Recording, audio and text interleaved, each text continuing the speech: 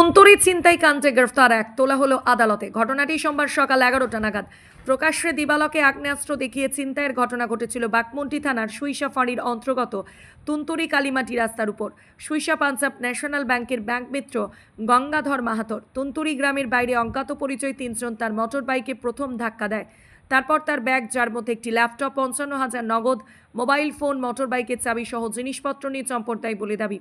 তাদের কাছে আগ্নেয়াস্ত্র ছিল বলে দাবি করেছিলেন ব্যাংক মিত্র গঙ্গাধর মাহাতো। ঘটনার পরই পুলিশ নড়ে চড়ে বসে। শুরু হয় তদন্তে মাত্র 4 ঘন্টার মধ্যে ঘটনাস্থল লাগোয়া জঙ্গল থেকে বাঘমুন্ডি থানার বিদ্রি গ্রামের গৌতম লোহারকে গ্রেফতার করে। আজ তাকে আদালতে তোলা হলে 4 দিনের পুলিশ হেফাজতে নির্দেশ দেন বিচারপতি। এ বিষয়ে আজ পুরুলিয়া জেলার অতিরিক্ত পুলিশ সুপার অবিনাশ যোধাওয়ার সাংবাদিকদের মুখোমুখি হয়ে কি বললেন, বিস্তারিত শুনুন। ঠিক আছে,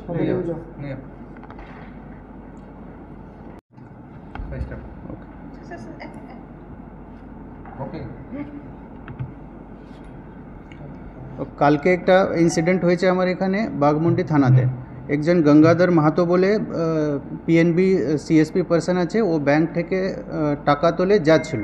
তো ওকে একজন ও আর কোনো সাথী ছিল, ও ওকে ব্যাংক থেকে ফলো করে একটু জঙ্গলের মধ্যে ফাঁকা জায়গা দেখে ওকে লাথি মেরে ওকে ছিনতাই করে পালিয়ে যায়।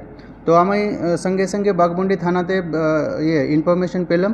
তো আমার ওসি বাঘমুন্ডি এবং আমার এসডিপিও ঝালদা ওকে কোঅর্ডিনেট করে স্ট্র্যাটেজিক নাকা প্লেস করেছে এবং ওকে জঙ্গলের মধ্যে চেস করে ওকে আমরা অ্যারেস্ট করতে পেরেছি। এবং তার থেকে আমরা কয়েক জিনিসটা যেটা ও ছিনতাই করেছিল ওকে রিকভার করেছি এবং একজনকে অ্যারেস্ট করেছি। আরও যা ছিনতাই ম্যাটেরিয়াল ছিল তার মধ্যে আমি 52,000 ক্যাশ রিকভারি হয়েছে এবং ল্যাপটপ, বায়োমেট্রিক মেশিন, 2 চেকবুকস আর একটা ব্যাগ, এটা আমি রিকভারি করেছি। আরও ফার্দার আমার তদন্ত চলছে। তাদের আমি একটু ইনফরমেশন নিই আর তারপরে আমি ওকে রেড করে অ্যারেস্ট করব, কিন্তু তদন্তের ব্যাপার আছে, বেশি ডিটেলস এক্সপোজ করা যাবে না। না, নাম বলবো না। ও যা অ্যারেস্ট হয়েছে ওর নাম আছে গৌতম লোহার। বাড়ি আছে তুলসী অ্যাড্রেস আছে বিদ্রি নমোপাড়া, বাঘমুন্ডি, পুরুলিয়া। হ্যাঁ, রিমান্ডে নিয়েছে। ওকে, থ্যাংক ইউ।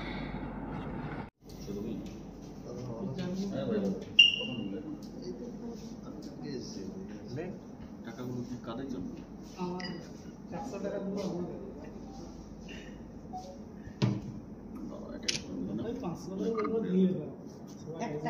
আর 50,000